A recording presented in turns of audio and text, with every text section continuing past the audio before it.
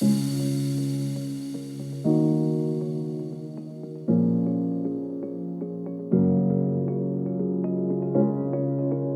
you are tuning into the Capsule in Conversation podcast, dedicated to women and their well-being. I'm Natalie Anderson, and today I'm joined by best-selling author, poet and speaker Donna Ashworth to talk the power of words, unpacking difficult emotions and communal healing. So sit back, relax, and get ready to join us in our conversation. Hello all, thank you so much for joining us today. I hope you've all had a great week. I am super excited to welcome today's very special guest, as I've been following her for some time now, and I've got to give you a heads up, I can't promise that I won't cry, because her words move me so much.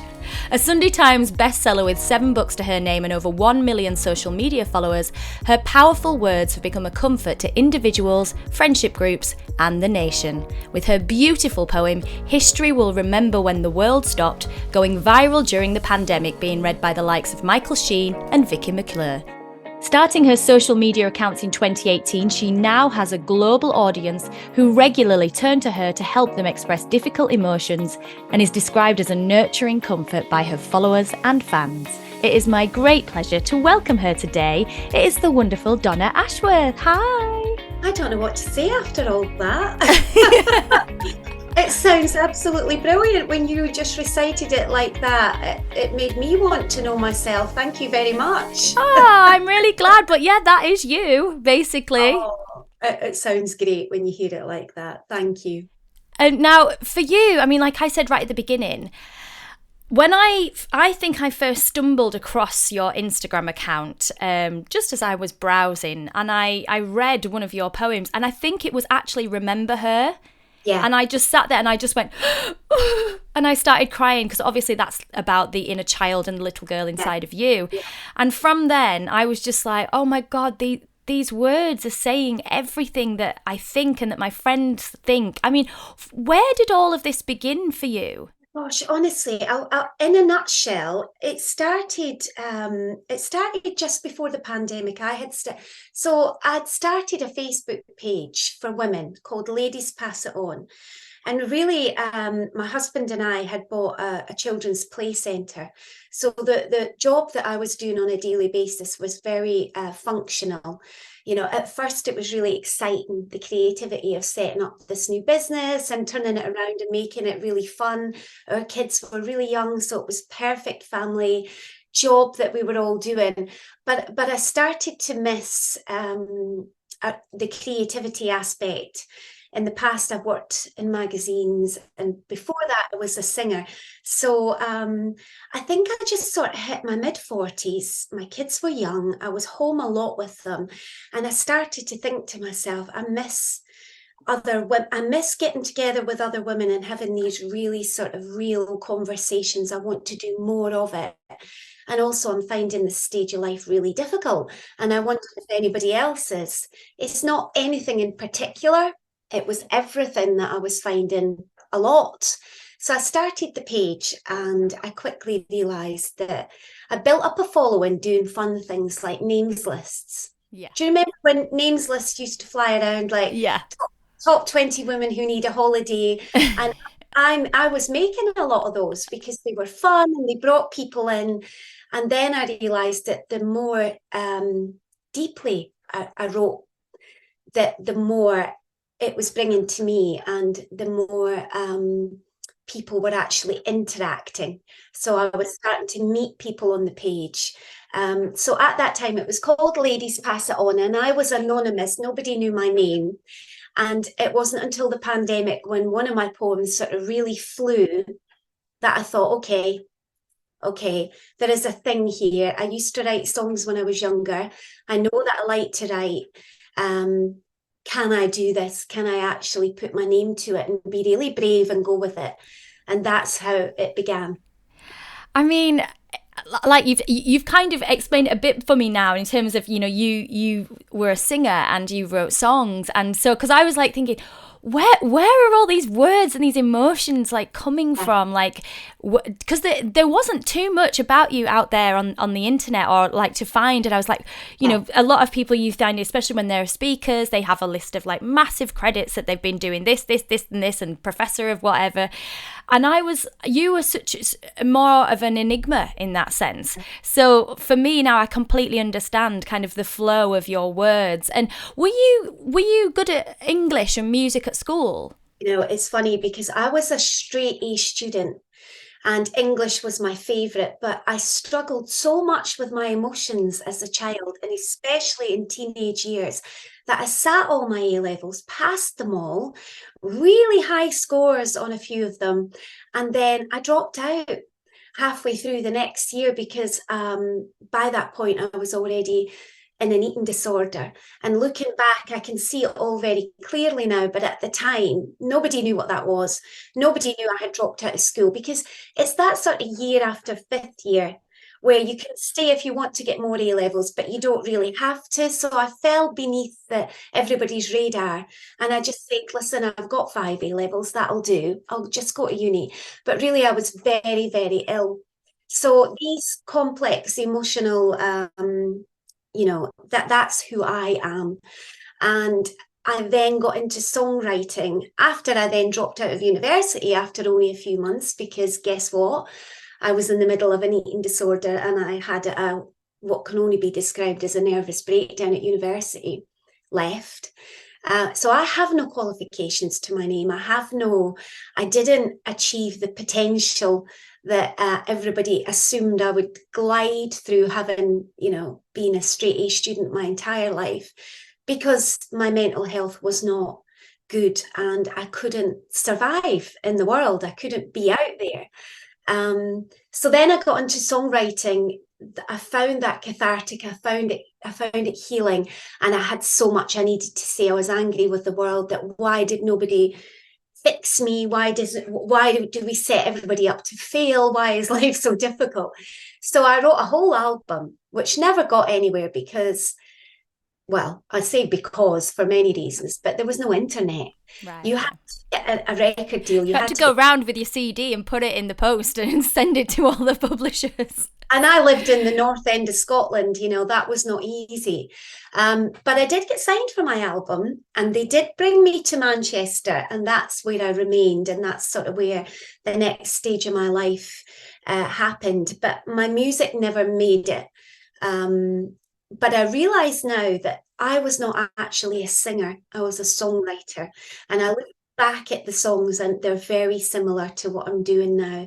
I was desperate to tell the world something, but I didn't know how. And I just assumed maybe it's songs, maybe that'll work, because the emotions. When do you ever really feel an emotion? When you listen to music. I never thought about poetry. It never came into my mind that could also be a way of getting emotions and messages across. So I found at age 45, which, you know, is quite insane, really, when you think about it. But I'm delighted. I'm delighted that I have. And what an inspiring tale for other women that are coming into midlife, that, you know, they might have thought, like you know, oh, actually, did I fulfill my potential? Have I, you know, given up on things because of family or work or circumstance or whatever? And actually, you yourself are such a beacon for just do it. Just put pen to paper, or go out there and, you know, put a brick down if you want to be a builder, or you know, go back to uni if that's what you want to do, because actually it doesn't stop. Like, you being you and that talent that you have, it doesn't just disappear. It's inherently part of you. Oh, so true. And the world takes it out of you, because the world tells you, no, you won't make money doing this. You must, even people back when I was 20, you had to have a backup. You weren't allowed to just want to be a singer. You had to, every adult that came your way wanted to know what your backup was, because nobody makes it. And, you know, it's true, very small percentage of people made it back then. But now we have social media. Everybody has an opportunity to go back to that thing. And I have a poem in the book called That Thing You Do, to go back to it, and whether it's to make money or whether it's just because you must. And I don't use the word should, I use the word must, because when it is inside of you like that, it's not that the whole world is going to change because you're doing it again, but something in your world will change so drastically that it will have a ripple effect on everything else that you do. Every time an adult does their thing again, something in the universe shifts, and it really, really matters. So we now have this opportunity with social media to show people our thing, like show and tell at school. Look, I made this. This is And we what I can do. Yeah. oh, you can draw, you can paint, you can sew, you can do really cool things with cleaning that I really Yeah. watch for hours at a time. And how wonderful is that? It is, you're right. You know, I never thought of it like that, but that is so true. Like, your personal Instagram page is your page to be you, to do the thing, yeah, the thing that you must do that's inside of you. And no, and it doesn't cost anything. You know, it doesn't cost anything to actually just go on there and enjoy it. Enjoy the hobbies that you love and the passions that you have. And that's key. And I had, funnily enough, I've had a few messages this morning from budding poets asking me for advice. And I have to be really honest and say, listen, I have never done an online writing course. I don't have any qualifications. You know, I loved English at school. I did well in my higher, but that is it.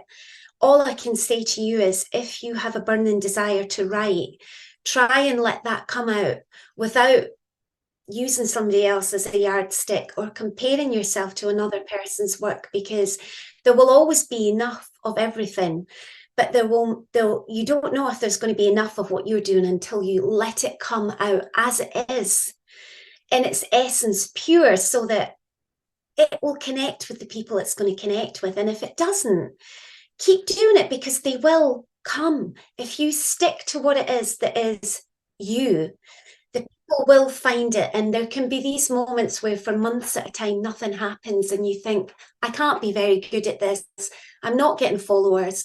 And the best advice I was ever given was that the content that you put out, make it you, make it good, just make it good quality and true, and the people who need to read it will read it eventually. And really engage with who you do have at this moment in time, instead of looking for more. What about the ones you've got? And I don't think you can go wrong with that advice.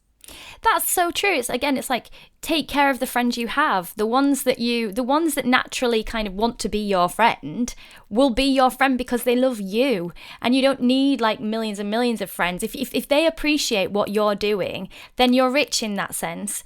And it's the same thing about being the most authentic side of you. And you will attract those people that go, oh my God, you're me. Like, I see me in you and you see me, you know, and you do, not everyone is going to like everything, because that's what makes us all very unique and different, isn't it?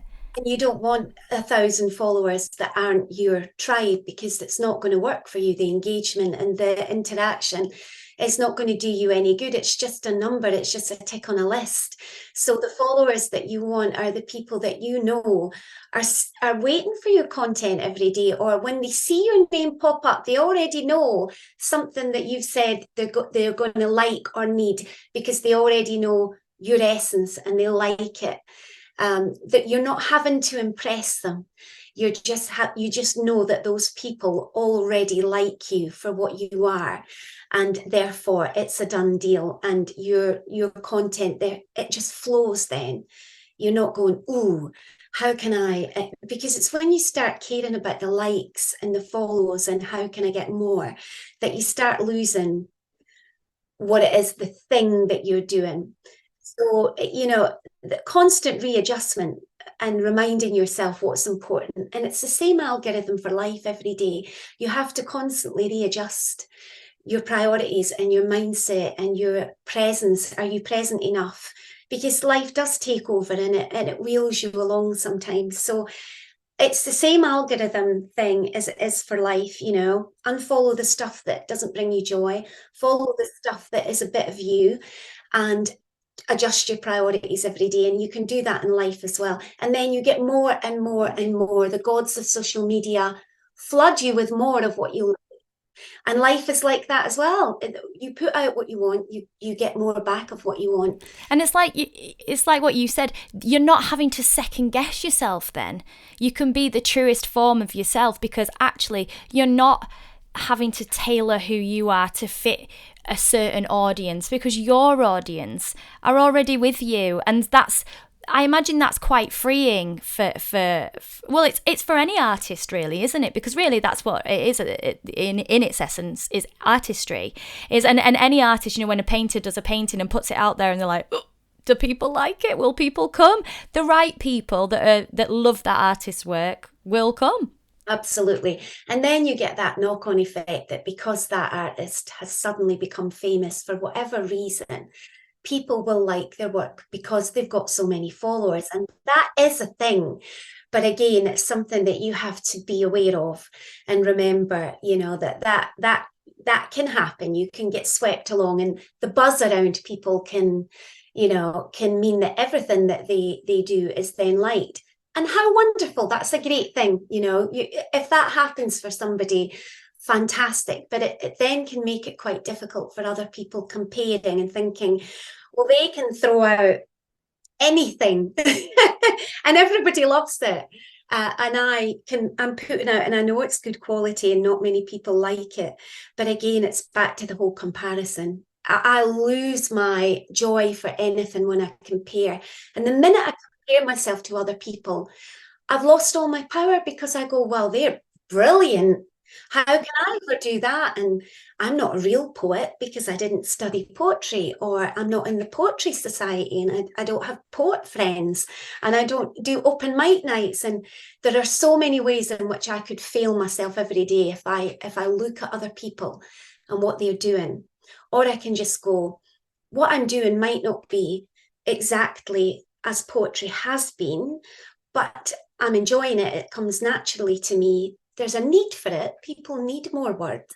So just go along with it and don't judge myself too much. And it's the judging that is the hardest. It is. And I was going to say that to you. Do you ever get that imposter syndrome because of like your childhood and the education system that you've gone through? Do you ever go, oh my God? Because when you're such a calming presence, and obviously your words are so beautiful, and like you're kind of like, no, you're amazing, you've got it all. But I just wonder, do you feel like that?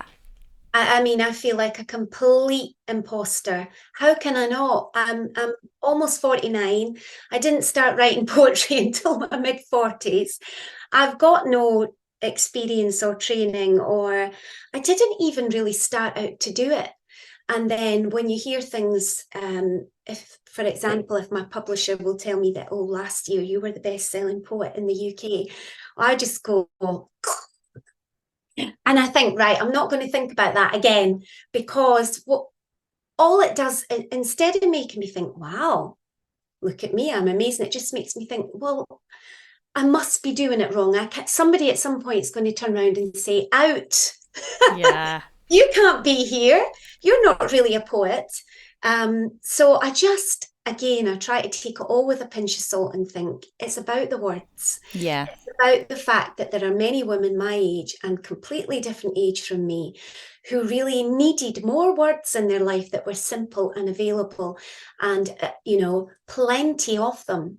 And they use them in such a way that I now know that gap existed. They give them to one another, they gift the book, they screenshot, they send it, they use it in groups, they use it in their work that they're doing. And that is enough for me. That is enough for me. And if I think above that, then I start to get the jitters and I start to lose my creativity, because, comparison is the biggest killer. It is the thief of joy. And the thing is, though, with you, is like what you were saying there, is the way you write, it vocalizes such difficult emotions that people don't, like with grief. I know you've touched on that quite a lot in so many different variations in your words, and people don't know what to say in times of grief. And that is what is so brilliant, is because yes, you could read an incredible Shakespeare sonnet, or you could read something that's technically brilliant in terms of being poetry, but if it doesn't resonate with a modern audience of today, then that's kind of almost getting lost. But what you do so brilliantly is you really hit the nerve of what people are trying to say, but they can't say it. I mean, how long does it take you to actually, is it minutes sometimes? Is it days sometimes to create a piece? It's never taken me more than a few minutes ever, because, and I'll tell you why, it arrives fully formed. And I do not write it down until it has arrived fully formed. So it comes out, it goes out, and I will do, and I made this deal with myself right back at the start. I thought, if you're going to edit, work on pieces, you're going to do something really different here. I have 8 books now and thousands of poems. And yes, I could have spent more time on each one, had less, and made them each masterpieces. But that's not what I'm doing. That's not what I want to do. What I want to do is write down the message that I had in my head and put it out there and let it do what it's going to do. As it is, as simple as it is, because if I start critiquing it, you're then into that whole judgment thing. And the minute you add judgment into a message, you're diluting the message. And it was brave of me to write really simply, because I think people want to really, they want to add huge amounts of imagery to their work so that people will immediately go, wow, I already know that's a great poem because I don't understand it. It must be. And what I really wanted to do was to have like you say, when you don't have the words, I wanted to have the words so that you could go. And there's something really easy about sharing another person's words, because it's saving you from really putting yourself on a limb. If you write a text to somebody and it's really deep, you almost feel quite scared you're going to get it wrong. And you might, how many times have you written a full message and then deleted and gone, can't do it. No, that's wrong. And you overthink it. Yeah, okay, love you. And what you really said was probably what they needed to hear, but you were afraid to say it in case it was wrong. So, but if you send somebody else's words, it's like a shield, isn't it? It's not you.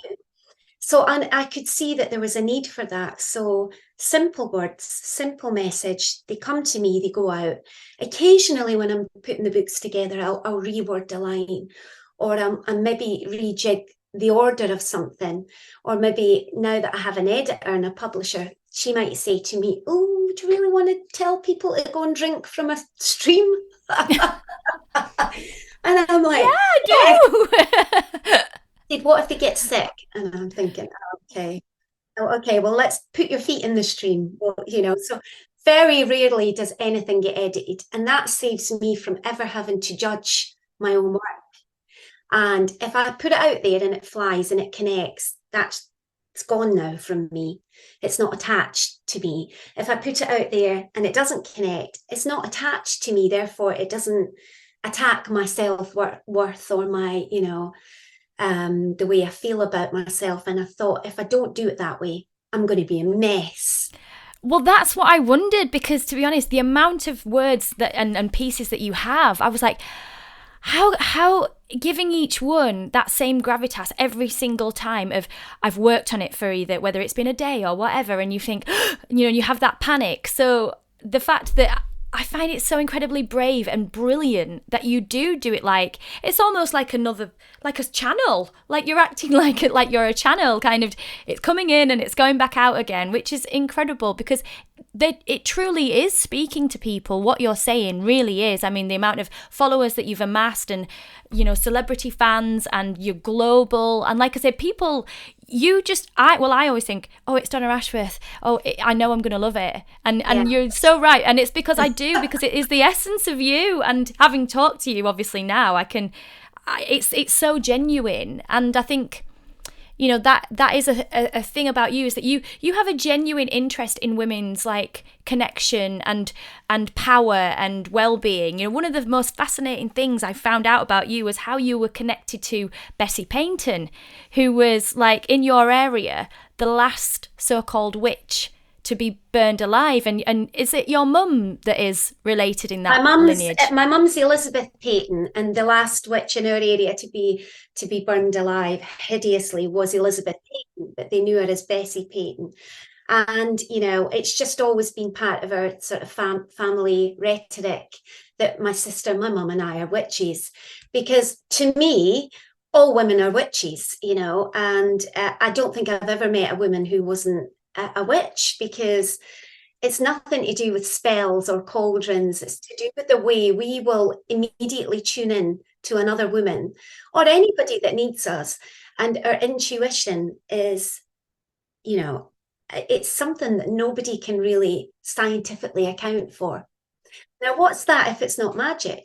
How many times have you been right about something because your intuition told you, or you just had a feeling, or you desperately want to help somebody heal something? What women do that. We come into a group and somebody says, I've got this, I know what you should take. Yeah. And write it down. I'm going to send you the link. And then you go home and you send each other links. And because what you're really trying to do is you're trying to make that person's life better. Your experience, something that you learned or something that helps. And women do that. Doesn't matter who you are, where you are, what part of the world you're in, what you do for a living, what age you are.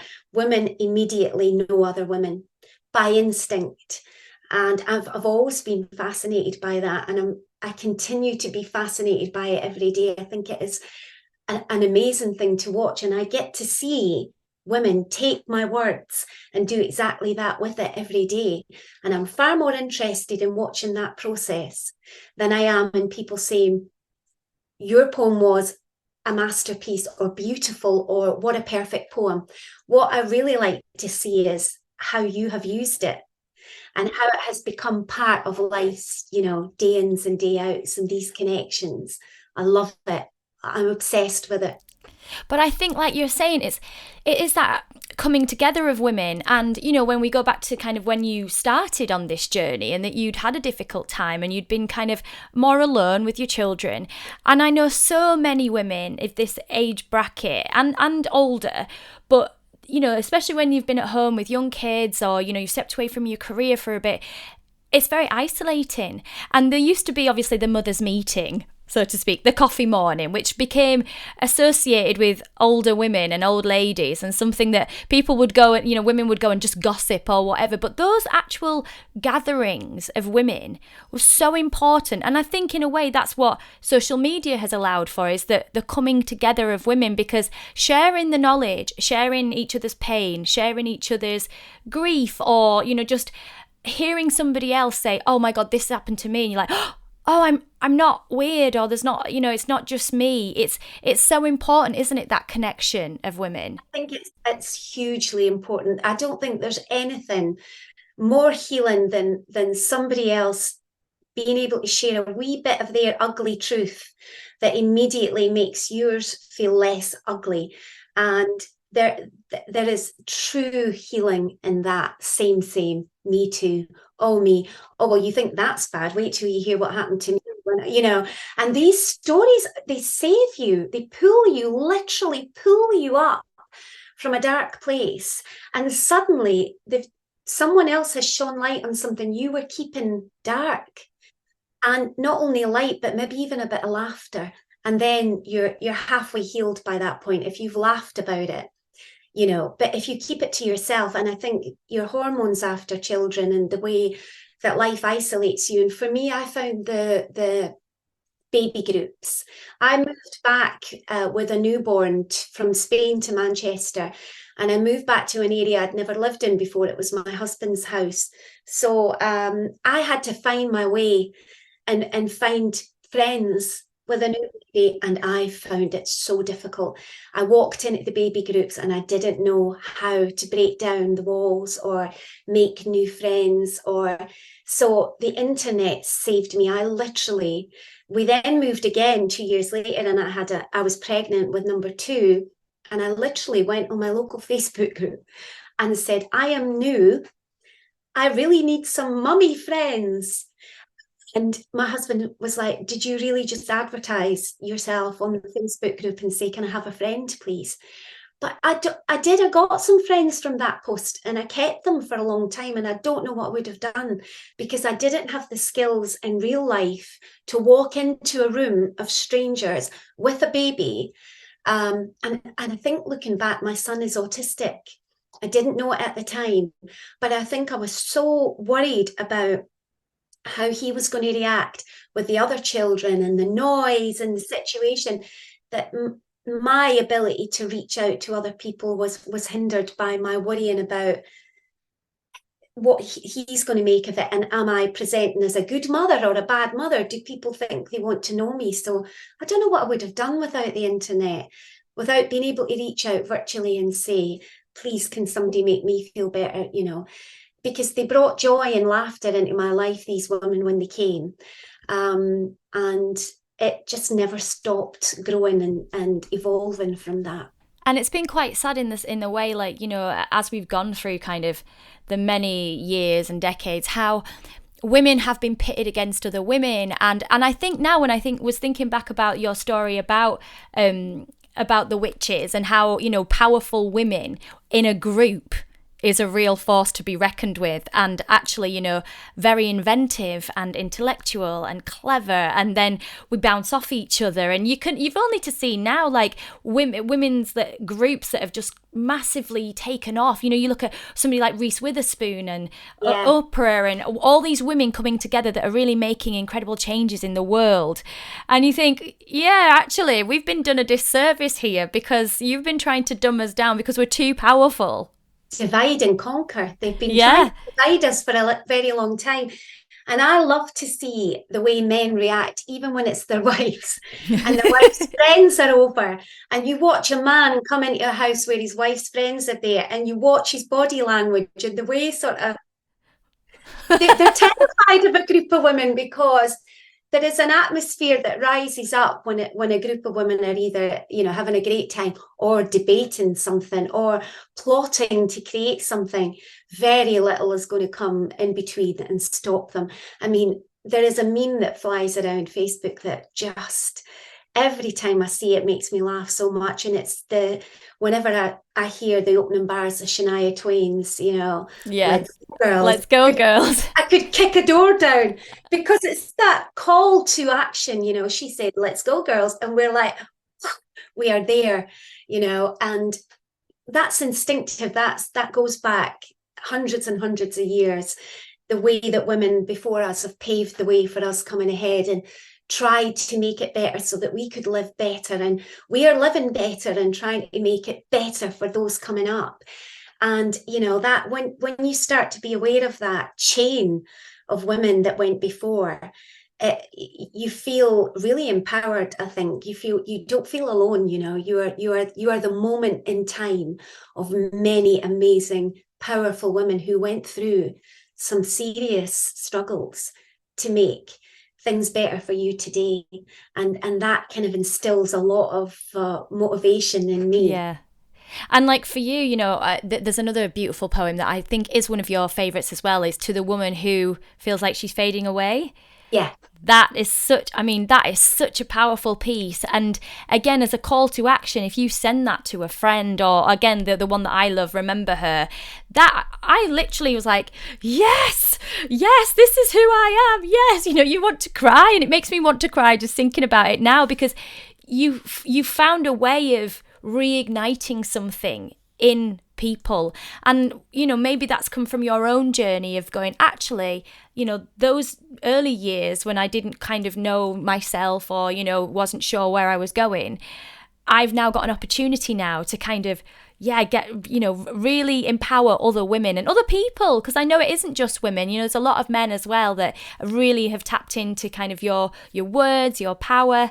I mean, your newest book, which I love, which is here, and I love it so much, Wild Hope, has been a huge success for you. And, on World Kindness Day, I took part in it, and there were various other people as well. Thank you so much for that. You were brilliant. That line, I just took that one line of you out because it gave me chills. Obviously, your acting ability and your ability to take words and, imbue them with so much more than than I could hope when I write it down. Such a simple line, and you really made it, when you get the goosebumps. So thank you for that. Oh no, thank you. And I was thrilled to be asked, with these incredible other women, including, you've got Kelly Bright and you've got Davina McCall, and what you did with that, having all of us read it and then cut it up and make it into one poem was so impactful, and so many people resonated with the poem. Good.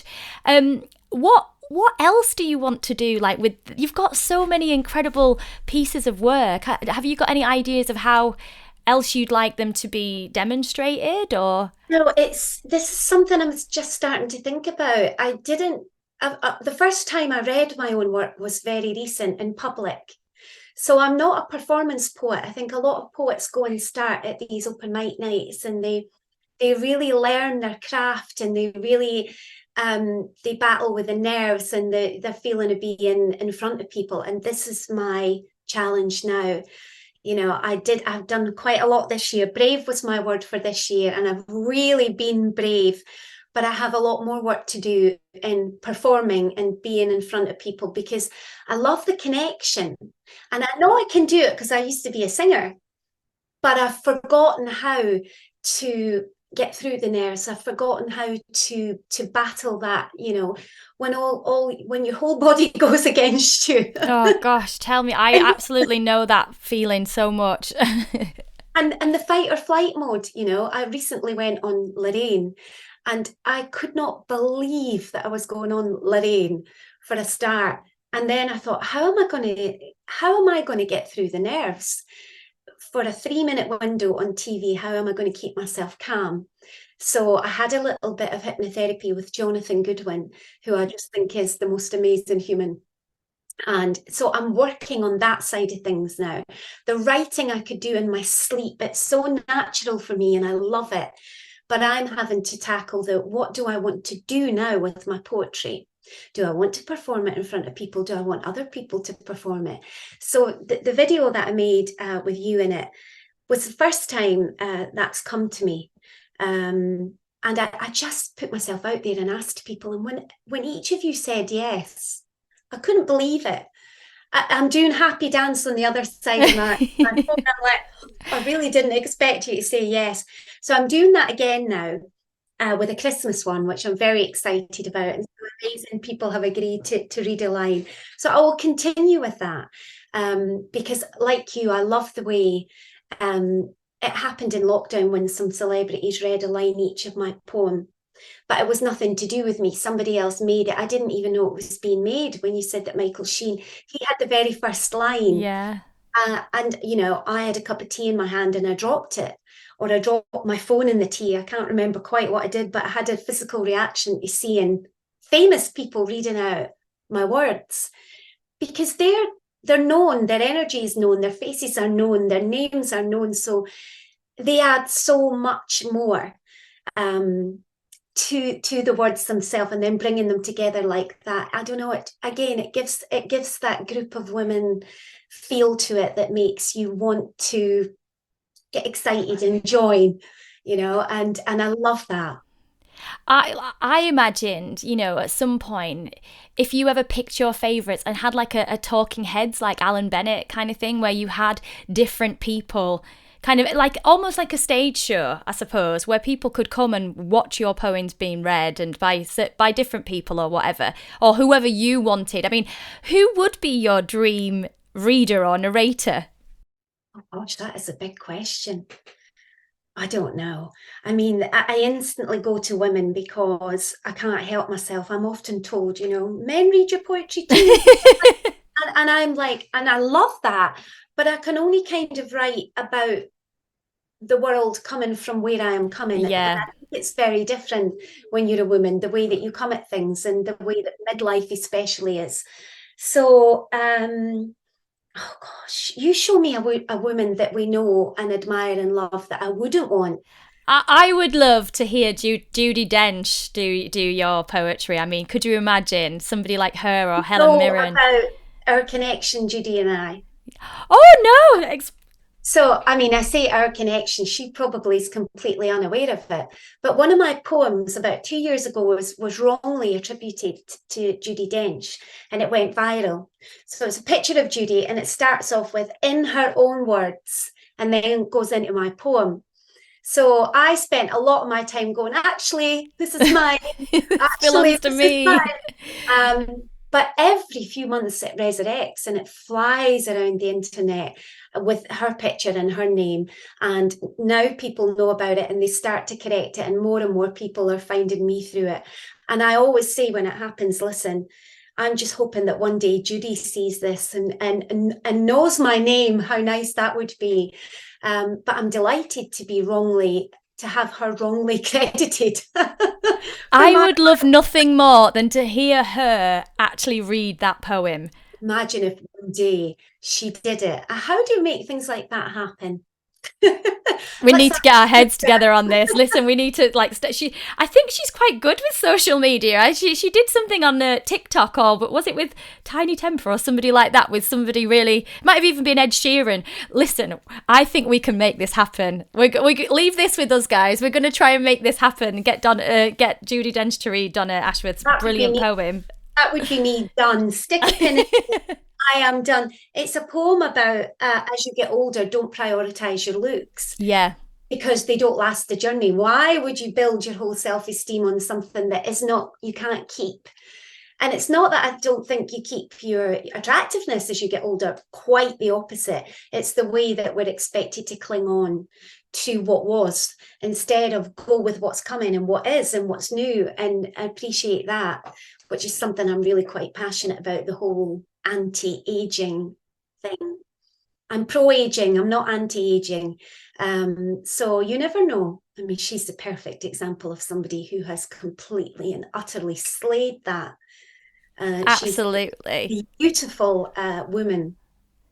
And as you were saying there, kind of being proactive in that sense and kind of making a space for women where they feel comfortable in themselves. How do you, like what we were discussing earlier, you are a natural empath and you're sensitive to people's needs, and I expect you're probably one of those people that when you walk into a room you can feel people's energy straight away. How do you look after yourself? When you're giving so much to your words, how do you actually protect your own well-being? When I was 17 and I first sort of began to struggle with eating disorders, and really what it was just hitting a wall of perfectionism. I can't keep this mask up any longer, in order to be a good girl and tick every good box, it's something has to give, and normally it's ourselves that have to give. So I went down a journey of self-help and Reiki and all that kind of thing, where I learned about energy and I learned the science behind energy. It's not all woo-woo. You literally have an energy field around your body, and that is a thing that can be proven. And everything is energy. So of course other people's energy is going to somehow affect yours. Of course you can control how much of their energy you take in. So being somebody who couldn't watch the news or who couldn't cope with most of the things that happened on a daily basis, to most people, I knew that I would have to do quite a lot of work in that area. So a couple of years of Louise Hay, reading every word that she ever wrote and doing Reiki and learning all about this side of things stood me in great stead for that. It doesn't take away your emotions or stop them, but it helps you process them, accept them, which is the most important part. You're meant to be feeling them. I always think the people who aren't feeling them aren't paying attention. How can your heart not break every day? Are you not looking around? How do you do that? How do you stay numb to all of that? Not many people can. So I know how to do it, basically. And I always veer away from the word empath because there is a certain, for me, it can sound quite arrogant, oh, I'm an empath. I feel everything for everyone. But not all empaths are nice people. It's what you do with that. If you feel everything and then you try and help, wonderful.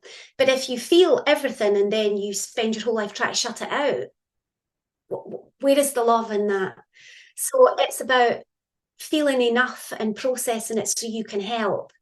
but not allowing it to completely disable you so that you're no good to anybody. You know, it's that constant balance. And I do that by writing, and I do that by constantly allowing myself to be exactly who I am and feel what I feel and not put myself down for it. You know, it's not a weakness if you cry for a week at the news. You know, there's not something wrong with you. There's something wrong with that story on the news. Your reaction is appropriate.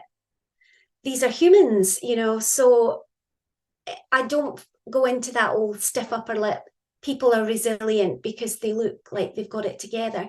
That doesn't mean they're resilient. That means they're holding it in. And resilience is when you felt it, processed it, and come through the other end. I so believe in that. That is absolutely something.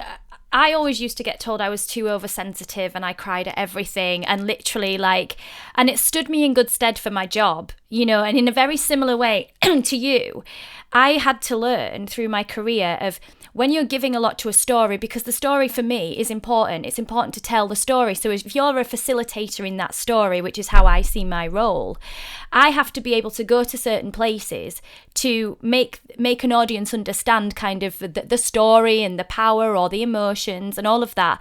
But then when I come home, I have to go back to being mum and wife, you know, and actually not allow it to stay with me too much, because it has an impact on my everyday life then. And you do have to come up with certain ways of, like, I love running and I love going outside and I love, again, seeing my friends and talking about things that are completely different, because you do need to have those skills to kind of learn how you can do the job well and how you can help an audience kind of be on the journey with you, but then at the same time live your life and live a life where you're kind of not taking on all that character's energy, because as you say, it does all get trapped and it is hard to sometimes differentiate because you're telling your brain a certain thing.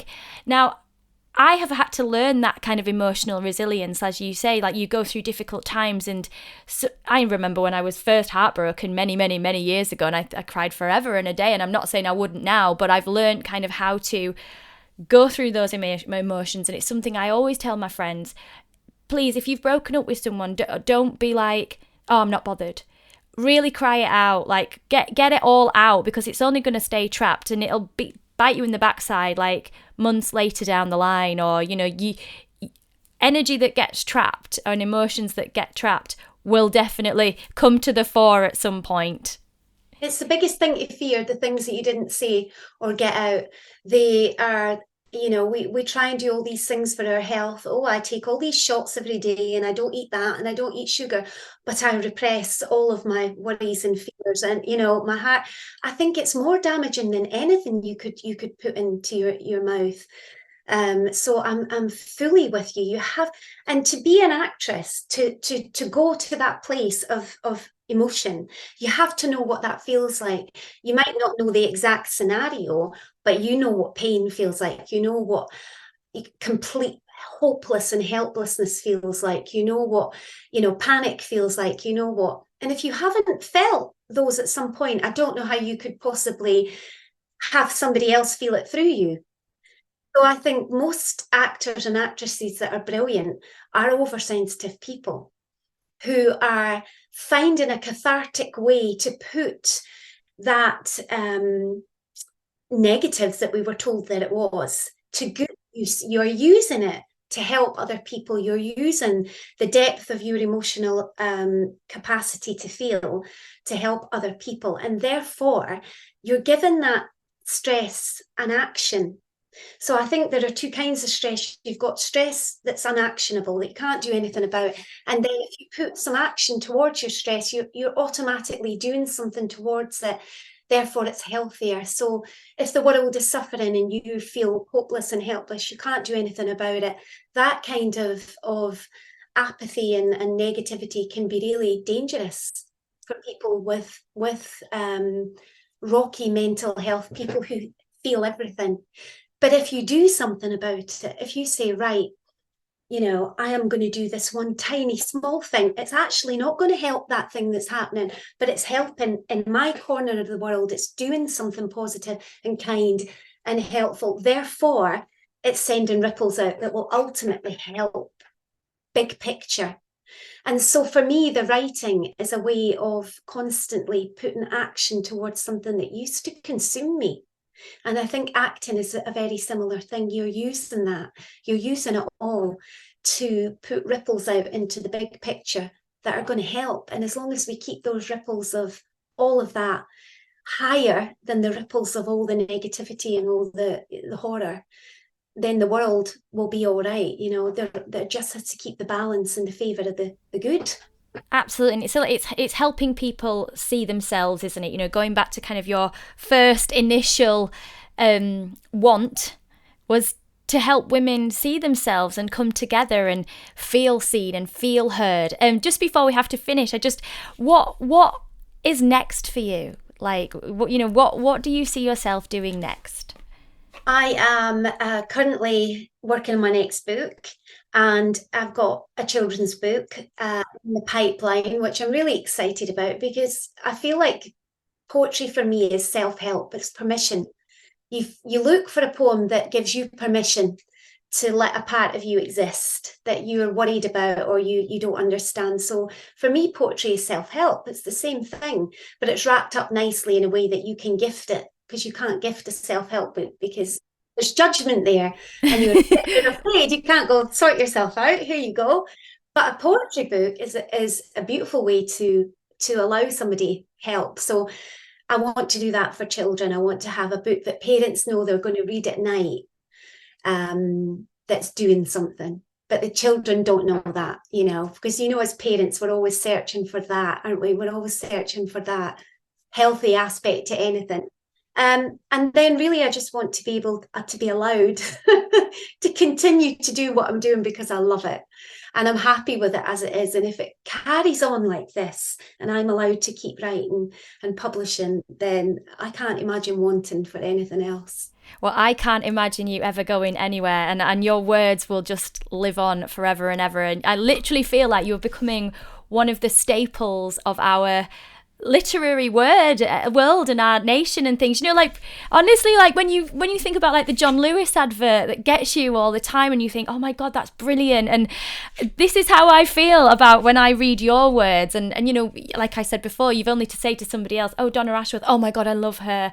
And I do feel like just by being your complete, authentic, brave self, you know, very brave in the sense of just going, right, I'm just gonna, even with the mummy group, put yourself out there and just, you know, see what happens. It takes such bravery to do that. It does, really, really does, because it's much safer to stay and be on your own and hide all the parts of you that might get judged.